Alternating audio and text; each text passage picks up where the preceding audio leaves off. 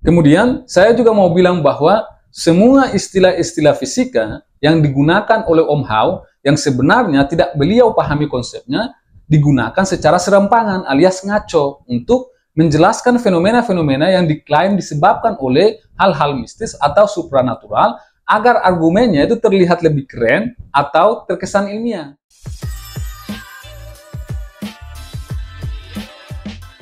Bagi kalian yang nonton video ini, pastikan cari tempat duduk yang nyaman, siapkan cemilan, dan yang paling penting, jangan lupa siapkan kopinya.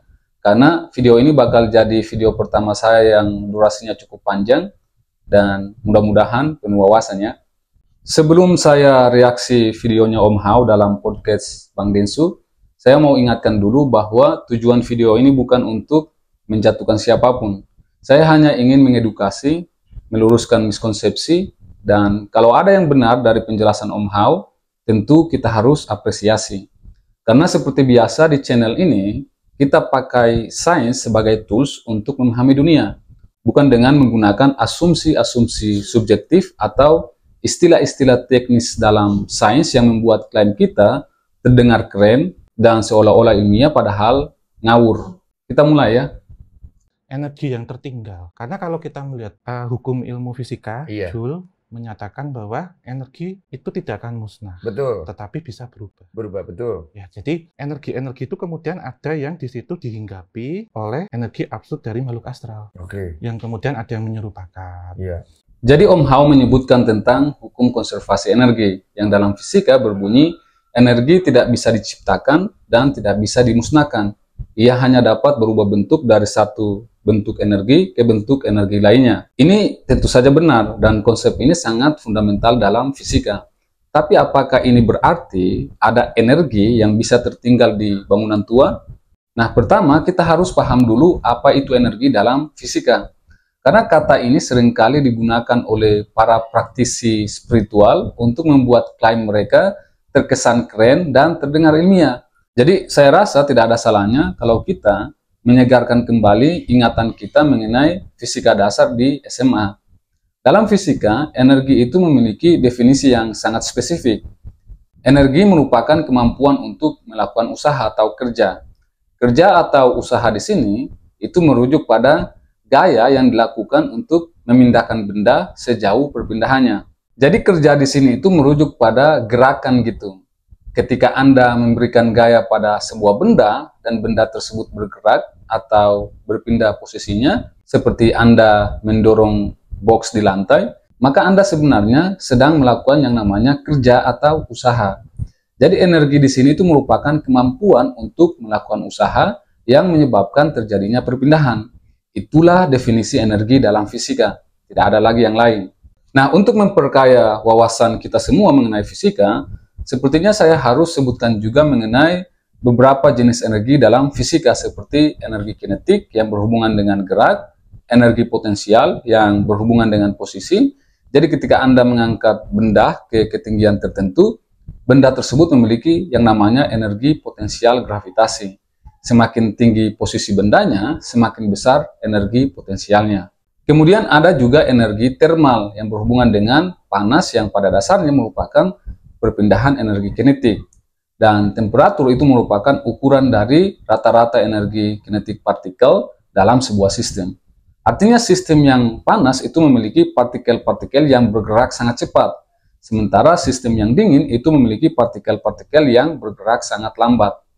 Selanjutnya ada juga energi kimia yang sebenarnya itu berkaitan dengan energi potensial yang menjelaskan potensi dari beberapa molekul yang mengalami reaksi kimia. Kemudian ada juga yang namanya energi elektromagnetik seperti cahaya, gelombang radio, dan lain-lain. Selanjutnya, materi itu sendiri merupakan energi yang direpresentasikan oleh rumus legendaris dari Albert Einstein, E sama dengan mc². E di sini tentu saja merupakan energi, M merupakan massa relativistik, dan C merupakan kecepatan cahaya yang nilainya 3 kali 10 pangkat 8 meter per second. Dan nilai ini tentu saja sangat besar. Kalau kita kuadratkan lagi, maka makin besar lagi nilainya. Jadi materi atau massa dikali C pangkat 2, ini menghasilkan energi yang sangat besar. Rumus ini yang mungkin disalahpahami oleh banyak orang dengan menganggap bahwa segala yang ada di sekitar kita itu hanyalah representasi dari energi. Kemudian mereka menghubungkannya dengan makhluk gaib dan fenomena spiritual lainnya. Ketika materi dikonversi menjadi energi dalam reaksi fusi atau bom nuklir, fenomena ini masih bisa dijelaskan secara sains, bahkan bisa dikuantifikasi secara akurat.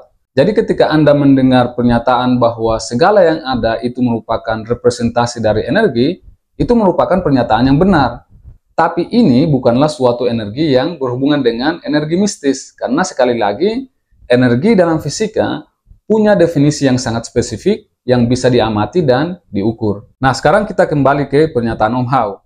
Kalau sebuah bangunan tua pernah menyerap energi, misalnya energi panas dari matahari atau gelombang suara, energi itu tidak serta-merta menempel secara permanen pada dinding. Biasanya energi tersebut terdisipasi dalam bentuk panas yang dilepaskan ke udara. Kalau kita bicara tentang energi spiritual atau energi makhluk astral, ini sebenarnya belum terbukti secara ilmiah karena belum ada alat yang bisa mengukurnya secara objektif. Jadi klaim bahwa energi semacam ini adalah hasil dari hukum konservasi energi sebenarnya tidak tepat. Klaim seperti ini lebih cenderung mengarah pada hal-hal yang sifatnya itu metafora atau interpretasi subjektif dari Om Hao sendiri. Ada yang benar-benar pure energi. Sehingga ketika kita mencapai ketenangan tertentu, kita bisa merasakan energi-energi yang lebih halus. Itu bisa kita rasakan seperti laku meditasi, terus zikir kalau muslim gitu Mas. Dan kita tenang, kita tidur, kita posisi pas gelombang otak bisa turun, masuk informasi itu. Kemudian Om Hao juga menyebutkan tentang meditasi, zikir, dan bagaimana ketenangan bisa membuat kita lebih peka terhadap energi. Nah, ini menarik karena ada dasar ilmiah di balik bagaimana meditasi mempengaruhi tubuh kita. Dalam fisika dan neuroscience, otak kita itu menghasilkan gelombang listrik yang disebut brain waves. Ada berbagai jenis gelombang otak seperti gelombang beta, gelombang alfa, gelombang theta, dan gelombang delta. Saat kita bermeditasi atau melakukan zikir, aktivitas otak kita itu melambat ke gelombang theta atau alfa. Ini membuat kita merasa lebih tenang dan rileks. Tapi apakah ini berarti kita terhubung dengan energi astral? Ya belum tentu. Yang sebenarnya terjadi adalah otak kita itu menjadi lebih sensitif terhadap rangsangan tertentu, seperti suara, ingatan, atau bahkan ilusi yang kita ciptakan sendiri. Contohnya, jika kita mendengar musik tertentu secara berulang, seperti lagu meditasi, otak kita itu bisa masuk ke keadaan yang dikenal sebagai entrainment, di mana pola gelombang otak kita mulai selaras dengan ritme suara tersebut. Ini bisa menjelaskan kenapa meditasi atau zikir terasa membawa kita ke dimensi lain. Tapi itu tidak memerlukan energi astral atau makhluk gaib. Energi absurd dari makhluk astral. Yang kemudian ada yang menyerupakan. Sekarang soal makhluk astral yang menyerupai orang lain atau energi absurd ini. Dalam fisika tidak ada konsep energi absurd atau makhluk astral yang bisa menyerupai sesuatu karena mereka per definisi tidak memiliki wujud fisik yang bisa diukur. Tapi jika kita bicara tentang pengalaman melihat sesuatu yang tidak nyata, sains sebenarnya punya jawabannya. Fenomena seperti ini sering dijelaskan dalam psikologi atau neuroscience. Misalnya fenomena pareidolia, di mana otak kita mencoba mengenali pola atau wajah di sesuatu yang sebenarnya acak. Misalnya kita melihat bayangan pada dinding yang kita anggap sebagai hantu atau makhluk astral. Kemudian ada juga fenomena halusinasi hipnagogik yang terjadi saat kita berada di antara keadaan sadar dan tidur. Dalam kondisi ini, otak kita bisa menciptakan gambaran yang terasa sangat nyata. Jadi fenomena seperti ini ternyata bisa dijelaskan secara psikologi atau neuroscience tanpa harus mengaitkannya dengan makhluk gaib. Kalau kita melihat entitas astral, mereka itu sebenarnya satu gumpalan energi yang absurd, tetapi ada muatan elektromagnetik di situ.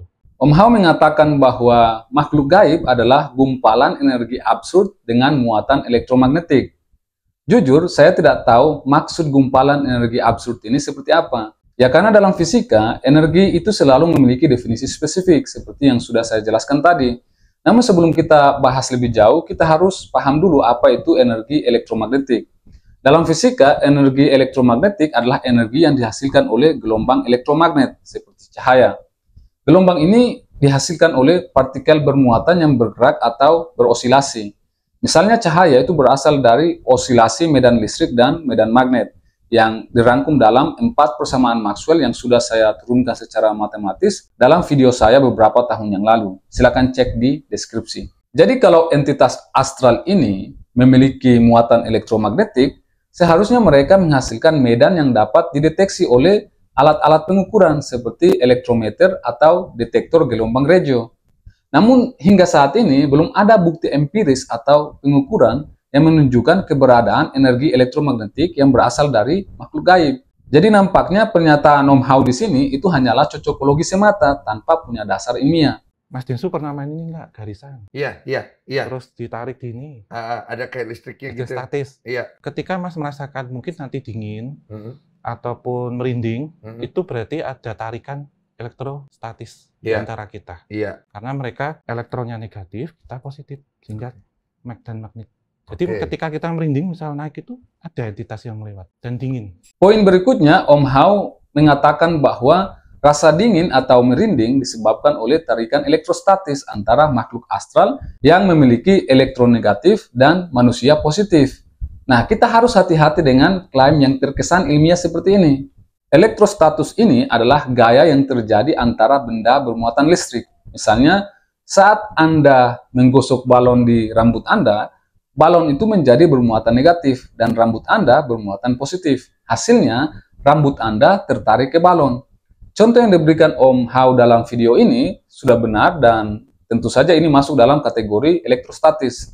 Namun dalam kehidupan sehari-hari, tarikan elektrostatis hanya terasa jika ada benda fisik dengan muatan yang cukup besar. Misalnya, jika entitas astral itu memiliki muatan negatif yang cukup besar untuk menarik rambut atau kulit kita, efek ini akan terdeteksi oleh alat pengukur muatan, tapi tidak ada bukti ilmiah yang mendukung klaim ini. Elektronnya negatif, kita positif, sehingga mag dan magnet. Kemudian, Om Hao juga mengatakan bahwa entitas astral ini memiliki elektron negatif, sementara manusia bermuatan positif, sehingga menghasilkan yang namanya medan magnet. Nah, pernyataan ini tentu saja salah kaprah. Pertama, dari mana dia tahu bahwa makhluk astral itu bermuatan negatif? Kemudian, konsep fisika mana yang mengatakan bahwa hadirnya muatan positif dan negatif akan menghasilkan medan magnet. Medan magnet itu tidak muncul hanya dari muatan statis.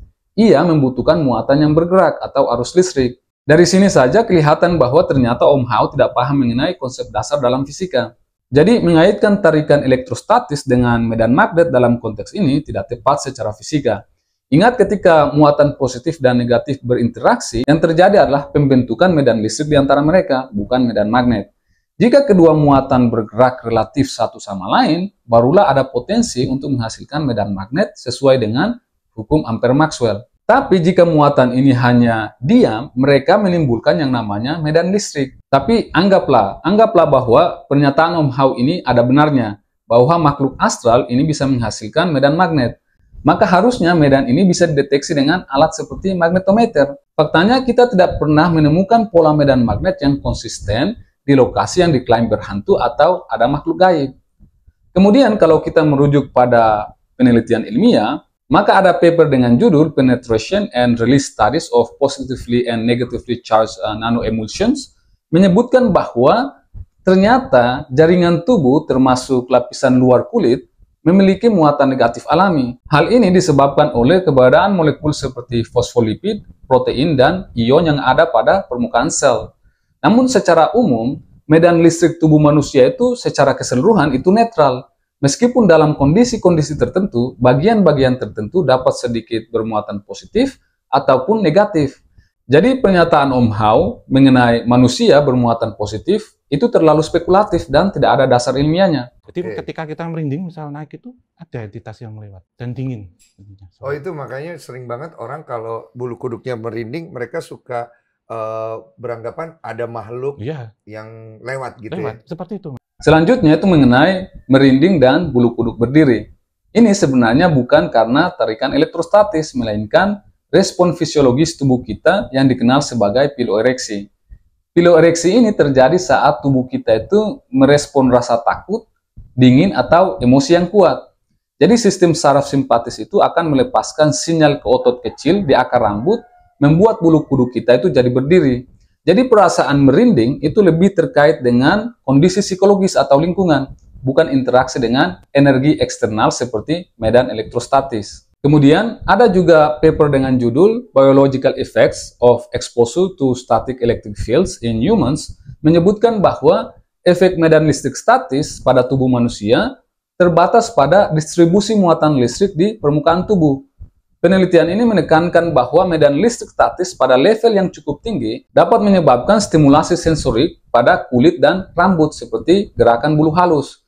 Namun efek ini terbatas pada permukaan tubuh dan tidak berhubungan dengan proses biologis internal, apalagi interaksi dengan entitas gaib. Dan energi kita ini bisa secara bioelektromagnetik mereka ambil. Iya. Atau kadang kita ketahui ada energi Chi. Iya. Kita ambil, masuk ke sana, terjadilah penampakan solid. Tetapi itu sifatnya nggak bisa lama, paling 2-3 detik. Penampakan solid ini? Wujud. Iya. Om Hao menyebutkan bahwa makhluk astral ini bisa mengambil energi bioelektromagnetik dari manusia, dan energi ini digunakan untuk memunculkan penampakan yang solid, tapi hanya sebentar, sekitar 2-3 detik. Ini menarik sih, tapi mari kita tinjau lebih lanjut. Jadi istilah bioelektromagnetik sebenarnya merujuk pada aktivitas listrik dan magnet dalam tubuh manusia.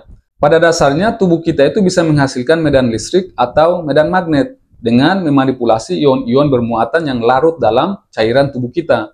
Misalnya, otak kita itu menghasilkan gelombang listrik yang bisa diukur dengan EEG, dan jantung kita itu bisa menghasilkan medan listrik serta medan magnet yang bisa diukur dengan EKG atau magnetometer.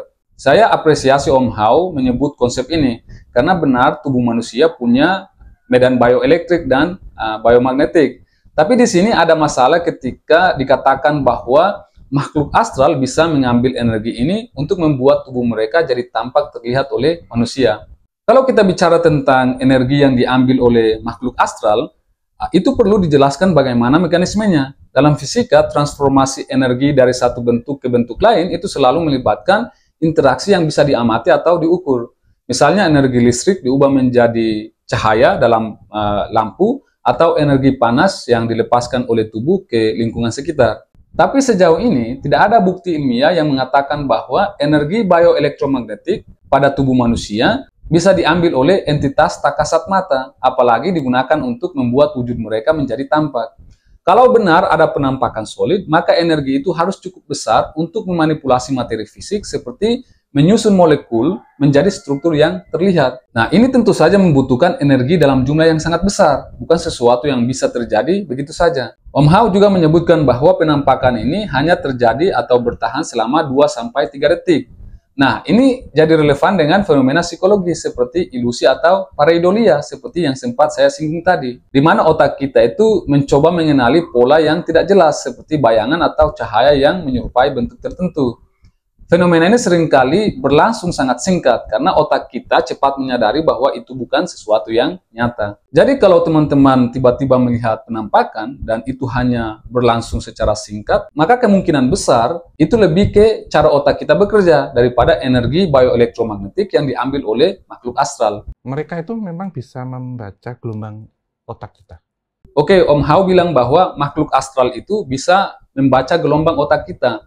Ini klaim yang menarik sih, dan tentu saja cukup populer dalam pembahasan metafisika. Tapi mari kita lihat dari sudut pandang sains. Jadi gelombang otak manusia adalah aktivitas listrik di otak kita yang menghasilkan pola gelombang tertentu. Ini tentu saja bisa diukur dengan alat seperti EEG yang sudah saya sebutkan tadi.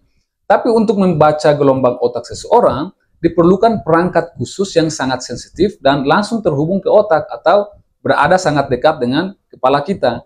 Klaim bahwa makhluk astral bisa membaca gelombang otak itu perlu bukti yang sangat kuat, karena kita berbicara tentang fenomena yang sejauh ini hanya bisa kita lakukan dengan teknologi yang sangat canggih, dan itu pun masih terbatas. Tanpa adanya bukti empiris, maka sangat sulit untuk menerima klaim seperti ini secara ilmiah. Karena kita ketahui di situ ada telepati. Jadi komunikasi kayak sebenarnya telepati itu ya kita pakai mainan HP, Mas. Mas megang ponsel, saya megang ponsel, kita telepon itu sama. Karena medianya udara. Iya, tidak kasat mata. Iya, tidak tapi terlihat. Tidak terlihat. Betul. Sebenarnya gelombang elektromagnetik itu metafisika. Dan makhluk astral memiliki gelombang itu.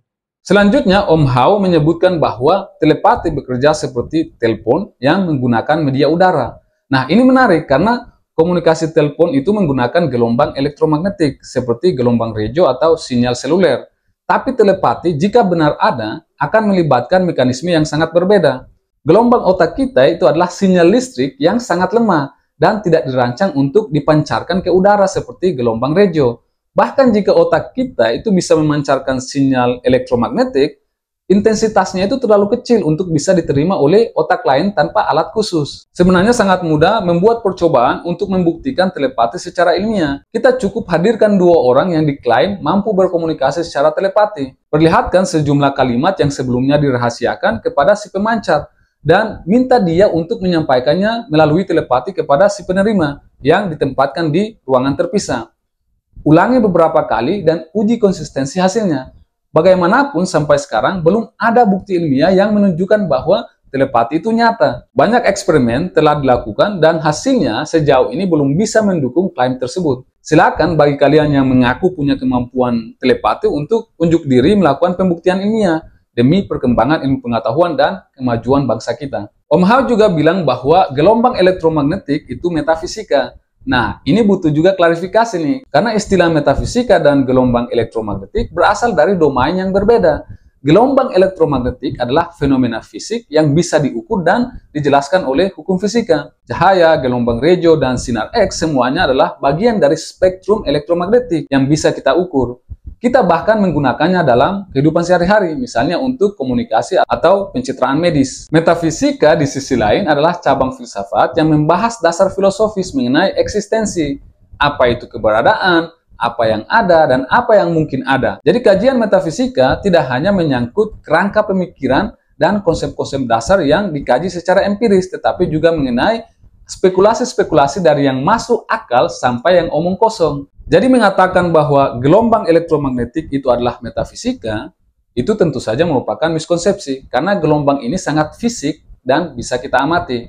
Hutan-hutan di luar Jawa, entitasnya itu adem ayem, entitas yang murni kalau saya lihat, yang bisa dirasakan, yang tidak terkena pikiran dan hawa manusia. Berbeda dengan ketika itu sudah bertemu dengan banyak manusia, dengan banyak pikiran, sehingga akan memanipulasi dan meng-copy paste. Maksudnya bertemu tuh gimana? Jadi misal ada bangunan kosong nih, atau di tengah kota, kan pasti energi manusia macam-macam nih, Mas. Betul. Yang datang. Nah, energi manusia ini kan berasal dari sifat. Iya. Sifat buruk ataupun sifat baik. Benar. Jadi ketika sifat buruknya dendam, iri hati, kasar, diserap sama mereka. Sehingga kayak ada sosok kuntilanak, sosok pocong. Om Hao menyebutkan bahwa energi makhluk astral ini bisa murni dan terkontaminasi oleh energi manusia, seperti iri atau dengki. Bahkan makhluk astral ini bisa meng-copy paste energi buruk ini dan memproyeksikan penampilan yang seram. Ini klaim yang cukup menarik sih, tapi mari kita telah lebih jauh. Pertama, kita harus klarifikasi dulu nih mengenai energi murni dan kontaminasi energi. Dalam fisika, energi itu tidak memiliki sifat moral seperti baik atau buruk. Istilah energi baik atau energi buruk dalam konteks budaya itu mungkin mengandung makna kiasan atau metafora, seperti kita biasanya mengatakan bahwa ruangan ini memiliki energi yang sangat bagus, yang artinya mungkin mengarah pada suasana dalam rumah yang teratur, fasilitas yang lengkap, dan orang-orangnya yang sangat ramah. Sementara energi dalam fisika itu punya spesifikasi yang jelas. Energi dalam fisika itu merupakan kapasitas untuk melakukan kerja, dan jenisnya itu berupa energi kinetik, potensial, panas, atau elektromagnetik seperti yang sudah saya jelaskan di awal tadi. Jadi mengaitkan energi dengan sifat seperti iri atau dengki itu lebih mengarah ke ranah psikologis atau filosofis, bukan fisika. Om Hao bilang bahwa makhluk astral itu bisa meng-copy paste energi buruk manusia dan menampilkan penampilan yang seram seperti wajah menyeramkan atau mata keluar. Nah, ini lebih terdengar seperti hasil imajinasi yang terlalu mengada-ngada, karena sejauh ini tidak ada bukti ilmiah yang menjelaskan bahwa energi manusia itu dapat diambil atau diubah menjadi penampilan oleh makhluk astral. Klaim Om Hao ini sebenarnya lebih mengarah ke ranah mitos atau cerita rakyat daripada sains. Ini ketika nanti dibawa oleh sosok astral, astral itu kan energi yang bisa memecah dia. Jadi partikel ini kemudian di breakdown, pecah di bawah. Lalu api bola. Nah, ini Mas Densu nih, masuk lewat pori-pori. Setelah di dalam disolidin lagi. Wow, ternyata mekanisme santet seperti itu ya. Jadi Om Hao bilang bahwa makhluk astral itu sendiri adalah energi dan bisa digunakan dalam mekanisme santet. Misalnya dengan memecahkan gelas jadi partikel-partikel kecil, kemudian meminta makhluk astral ini untuk membawa partikel tersebut ke tubuh target melalui pori-pori. Kemudian setelah masuk ke tubuh target, partikel kaca tersebut diubah kembali menjadi bentuk pecahan kaca. Ini klaim yang sangat menarik, tapi apakah fisika bisa menjelaskan fenomena seperti ini? Pertama, kita harus memahami bahwa pecahan kaca atau material lain yang pecah tidak bisa secara spontan kembali ke bentuk semula tanpa melalui proses tertentu. Dalam fisika, hal ini berkaitan dengan prinsip entropi yang menyatakan bahwa suatu sistem itu cenderung bergerak menuju keadaan yang lebih tidak teratur. Ketika kaca itu pecah, konfigurasi partikel-partikel dalam kaca tersebut menjadi lebih acak dan energi yang dibutuhkan untuk mengembalikannya ke kondisi semula jauh lebih besar dibandingkan energi yang diperlukan untuk membuat kaca itu pecah. Misalnya saat gelas jatuh ke lantai. Tentu saja secara sains dimungkinkan untuk membuat kembali atau merekonstruksi kaca yang pecah tadi, misalnya dengan melelehkannya dan mencetak ulang bentuknya. Namun proses ini memerlukan kontrol suhu, tekanan, dan kondisi yang sangat spesifik untuk mengembalikan kaca ke kondisi yang mendekati bentuk aslinya. Hal ini tidak dapat terjadi secara spontan, apalagi jika diklaim melibatkan mekanisme energi astral yang tidak memiliki bukti ilmiah dan tidak dapat diukur atau diverifikasi. Lebih jauh, klaim bahwa serpihan kecil kaca atau partikel kecil kaca dapat secara ajaib tersusun kembali menjadi pecahan kaca utuh di dalam tubuh manusia bertentangan dengan hukum-hukum fisika. Tidak ada mekanisme yang diketahui baik dalam fisika, kimia maupun biologi yang dapat merekonstruksi kembali serpihan-serpihan kaca tersebut menjadi pecahan kaca di dalam tubuh manusia tanpa melibatkan proses rekayasa tertentu, seperti proses melelehkan kaca tadi. Apalagi mekanisme yang diklaim itu melibatkan energi astral yang tidak jelas asal-usulnya. Jadi, bagi dukun-dukun yang ada di luar sana yang merasa punya kemampuan mengirimkan pecahan-pecahan gelas atau paku ke tubuh orang, saya tantang kalian untuk melakukannya pada saya. Tapi kalau bisa, jangan hanya serpihan-serpihan kaca ya, tapi batangan-batangan emas juga, supaya setidaknya itu bisa menutupi biaya operasi saya nanti. Well, tentu saja kita tidak bisa mengabaikan bahwa dalam budaya-budaya tertentu, ide ini seringkali dikaitkan dengan kekuatan mistis. Namun, dari sisi sains, konsep ini bertentangan dengan prinsip dasar fisika dan kimia.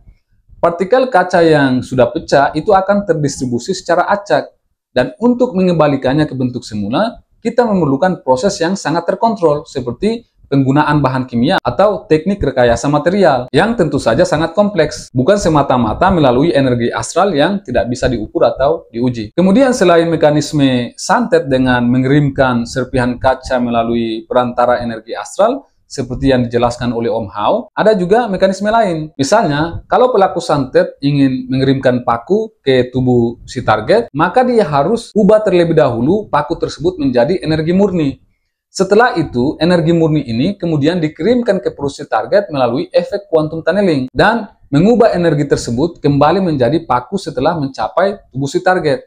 Jika mekanisme seperti ini ada, maka hal ini sangat jauh dari kenyataan ilmiah. Ketika sebuah benda seperti paku diubah menjadi energi murni, proses ini akan melibatkan jumlah energi yang luar biasa besar sesuai dengan rumus Einstein tadi, E sama dengan mc kuadrat, M dikali kecepatan cahaya pangkat 2. Kecepatan cahaya pangkat 2 saja nilainya sudah besar sekali kan? Kalau dikali dengan massa, itu akan menghasilkan jumlah energi yang sangat luar biasa besar. Permasalahannya, bagaimana cara kita atau mekanisme mengubah paku itu menjadi energi? Paku itu kan terbuat dari besi yang merupakan elemen dengan inti yang paling stabil. Maka tentu saja kita butuh energi pemicu yang sangat besar untuk memaksa besi itu mengalami fusi atau fisi nuklir. Dan kalaupun energi pemicu yang cukup itu diberikan, maka fisi ini akan berhenti seketika jika energi itu habis terpakai. Sehingga tidak akan ada yang namanya reaksi berantai. Tapi misalkan kita anggap bahwa sebuah paku dengan berat 10 gram itu benar-benar bisa dikonversi menjadi energi murni. Maka energi yang dihasilkan akan setara dengan 215 kiloton TNT. Nah, sebagai perbandingan, bom atom yang dijatuhkan di Hiroshima Nagasaki memiliki kekuatan sekitar 15 kiloton. Jadi, energi dari satu paku 10 gram ini, jika dikonversi sepenuhnya menjadi energi murni, ini bisa menghasilkan ledakan yang sangat besar. yakni sekitar 14 kali lebih besar dari bom atom yang dijatuhkan di Hiroshima Nagasaki. Dengan kata lain, jika paku 10 gram ini bisa benar-benar diubah menjadi energi murni, maka ledakan dahsyat akan terjadi yang akan menghancurkan seisi kota yang kita tempati. Kalau hal ini bisa dilakukan, maka seperti kata Ferry Irwandi, dari energi nih, jadi padat, dapat Nobel dia harusnya, Mak. Dan negara kita mungkin bakal menjadi negara superpower karena kita punya pasokan energi yang sangat melimpah hanya dengan memanfaatkan paku 10 gram. Dan untuk negara-negara seperti Amerika Serikat, itu tentu saja kita bisa taklukkan dengan mudah hanya dengan menggunakan paku 10 gram tadi. Jadi problem utamanya adalah bagaimana mengendalikan energi sebesar ini jika paku 10 gram ini benar-benar bisa kita konversi menjadi energi murni. Tapi kita anggap bahwa energi yang sedemikian besar itu berhasil ditransfer oleh si dukun ke dalam tubuh target tanpa menghancurkan tubuh target dan seisi kota yang ditinggalinya. Sekarang yang jadi pertanyaannya adalah bagaimana mekanisme mengubah kembali energi murni itu menjadi paku di tubuh si target. Hal ini tentu saja tidak memungkinkan dalam realitas fisika saat ini. Nah, konversi total massa menjadi energi adalah proses yang sangat sulit. Bahkan, teknologi nuklir modern hanya dapat mengubah sebagian kecil massa menjadi energi, seperti pada reaksi fisi atau fusi nuklir. Lebih jauh, energi yang dilepaskan dari konversi massa ini akan menyebar ke lingkungan dalam bentuk radiasi elektromagnetik atau gelombang lain. Sehingga sebagian besar energinya akan hilang. Energi yang tersisa pun tidak mungkin dikumpulkan kembali untuk membentuk paku secara utuh karena struktur atom dan molekul aslinya sudah hancur dalam proses tersebut. Dengan demikian, jika kita mencoba membayangkan energi yang sampai ke tubuh target, itu bukan lagi energi utuh yang bisa direkonstruksi ulang menjadi paku, melainkan energi yang tersebar dan berubah bentuk. Bahkan jika hipotesis energi tersebut dapat dimanfaatkan oleh tubuh, ia tidak akan kembali menjadi paku, melainkan mungkin berupa elemen seperti zat besi yang dapat diserap oleh tubuh kita jika berada dalam bentuk ion. Jadi ilmu fisika, khususnya fisika kuantum, meskipun membuka wawasan kita mengenai fenomena pada skala atomik, namun dia tidak memberikan penjelasan atau mekanisme yang masuk akal untuk fenomena santet seperti ini. Santet itu lebih mungkin merupakan fenomena psikologis atau budaya, bukan proses fisika yang bisa kita verifikasi. Eksistensi hal-hal mistis, kalau memang itu ada, maka itu di luar domain sains. Sains mungkin bisa menjelaskan kenapa masyarakat kita memiliki kepercayaan terhadap keberadaan makhluk gaib. Tapi sains tidak punya tools untuk membuktikan atau membantah eksistensi dari makhluk-makhluk gaib tersebut. Bagaimanapun, sains dapat membantah banyak klaim-klaim mistik atau fenomena-fenomena yang secara spesifik dikaitkan dengan kehidupan kita. Sebagai penutup, saya ingin tegaskan bahwa eksistensi makhluk gaib ataupun hal-hal mistis yang non-empiris seperti yang diklaim oleh Om Hao tidak dapat dijelaskan, tidak dapat dibantah, dan tidak dapat dibuktikan dalam sains. Namun klaim yang mencoba menghubungkan fenomena mistis dengan sains seperti santet, ini bisa dibantah dalam sains karena mekanisme santet seperti yang mereka klaim sudah masuk di wilayah empiris. Misalnya mengirimkan paku ataupun serpihan kaca ke perut orang lain yang tentu saja bisa kita bantah dengan mudah jika kita paham konsep-konsep dasar dalam fisika. Kemudian, saya juga mau bilang bahwa semua istilah-istilah fisika yang digunakan oleh Om Hao yang sebenarnya tidak beliau pahami konsepnya digunakan secara serampangan alias ngaco untuk menjelaskan fenomena-fenomena yang diklaim disebabkan oleh hal-hal mistis atau supranatural agar argumennya itu terlihat lebih keren atau terkesan ilmiah. Hal ini tentu saja bukan berarti saya tidak percaya pada keberadaan makhluk-makhluk gaib ataupun entitas supranatural seperti yang ada di masyarakat kita. Saya tentu saja sangat mengapresiasi pandangan mistis yang ada di berbagai daerah di negeri ini yang kaya akan nilai budaya dan spiritual. Hanya saja, kalaupun hal-hal gaib itu memang benar-benar ada, tidak lantas berarti semua klaim mistis yang diajukan oleh orang-orang tertentu pasti benar. Misalnya gini, kita ketahui bahwa benar ada sejumlah orang yang memiliki IQ di atas 140. Tapi andai kata Om Hao mengklaim bahwa dia memiliki IQ di atas 140, itu saya tidak percaya. Jadi kalau saya bilang bahwa saya tidak percaya klaim Om Hao bahwa dia memiliki IQ 140, tidak berarti saya tidak percaya ada orang yang memiliki IQ 140. Tapi kalau Om Hao mengatakan bahwa IQ-nya itu adalah 120, ya mungkin lah ya. Intinya adalah tidak percaya klaim seseorang tentang X tidak berarti saya tidak percaya akan adanya eksistensi X. Paham kan? Contoh lain gini, kita tahu bahwa nominal uang 100 triliun itu benar-benar ada kan? Tapi kalau saya mengklaim bahwa ada uang 100 triliun di kantong saya saat ini, Anda mungkin akan skeptis sampai Anda benar-benar bisa membuktikannya. Jadi nominal uangnya itu ada, tapi kalau ada orang yang mengklaim dia punya uang 100 triliun, nah itu saya skeptis sampai saya benar-benar bisa membuktikannya. Demikian pula fenomena gaib mungkin saja bisa terjadi, tapi ini tidak berarti semua yang diklaim gaib itu benar. Kita perlu mencari penjelasan masuk akal yang paling mungkin sebelum menyerah dan menyodorkan hal-hal gaib sebagai penjelasannya. Jadi mencoba menjelaskan hal-hal yang masih misterius dengan menggunakan elemen gaib atau supranatural, apalagi menghubung-hubungkannya secara paksa dengan sains, maka itu bukan lagi masuk dalam ranah edukasi melainkan penyesatan massal. Dan tentu saja itu tidak sehat dalam dunia pendidikan sains. Edukasi dalam sains haruslah berbasis pada prinsip ilmiah yang dapat diuji dan dibuktikan, bukan cocokologi yang sengaja menggunakan istilah-istilah teknis dalam fisika untuk membuat klaim-klaim tersebut terdengar keren dan seolah-olah ilmiah, padahal omong kosong. Sebagai pendidik, saya merasa penting untuk memberikan pemahaman yang objektif dan bertanggung jawab agar generasi muda bangsa ini lebih bijak dalam membedakan antara mitos, keyakinan, dan pengetahuan ilmiah berbasis bukti. Oke, saya kira cukup sekian. Saya Muin Banyal. Salam apapun itu untuk ilmu pengetahuan dan jangan mati sebelum meninggalkan karya.